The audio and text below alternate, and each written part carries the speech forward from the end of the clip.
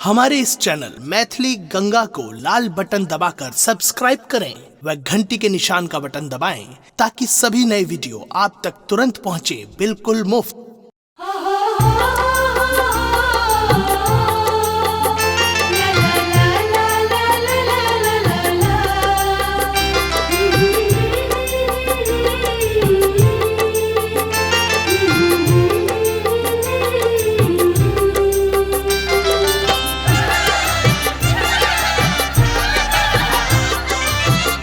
सुन रही थी गंगा कैसे की प्रस्तुति।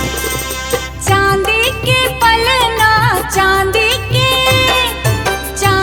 के पलना रेशम के डोरी पलना में झूले हमर कृष्ण मुरारी पलना में झूले हमर बांके बिहारी।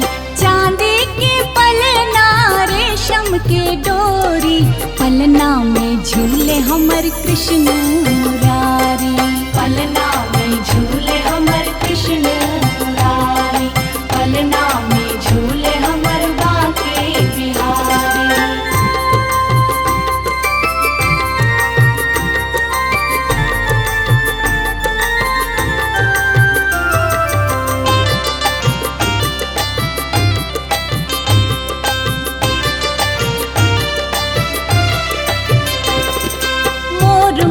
सिर पे गले बैजंती माला मठा शोभन हाथ हुनक कांध पर दुसाला। मोर मुकुट सिर पे गले बैजंती माला मठा शोभन हाथ हुनक कांध पर दुसाला। श्यामल सलोनी श्यामल सलोनी छवि दुनिया सन्यारी पलना में झूले हमर कृष्ण मुरारी पलना में झूले हमर कृष्ण मुरारी पलना में झूले हमर बांके बिहारी।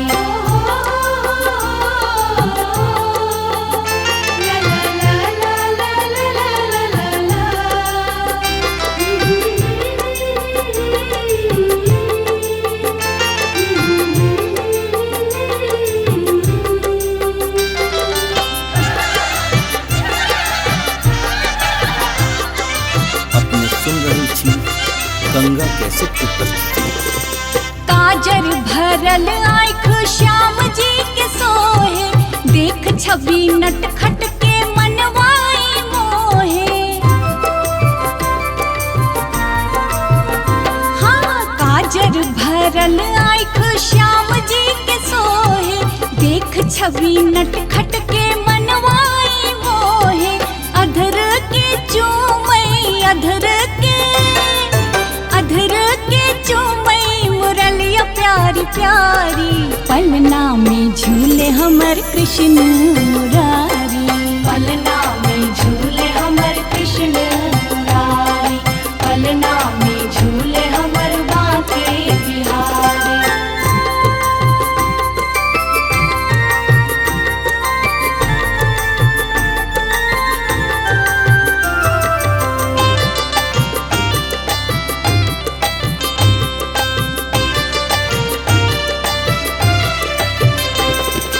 हरखे यशोदा जी लुटबै छत गहना बाजै मृदंग नंद बाबा के अंगना। हाँ हरखे यशोदा जी लुटबै छत कंगना बाजै मृदंग नंद बाबा के अंगना। गावै बधैया मिथिला के नर नारी पलना में झूले हमर कृष्ण मुरारी पलना में झूले हमर कृष्ण मुरारी पलना में झूले हमर बांके बिहारी। चांदी के पलना चांदी के पलना रेशम के डोरी पलना में झूले हमर कृष्ण मुरारी पलना में झूले हमर कृष्ण मुरारी पलना में झूले हमर बांके बिहारी।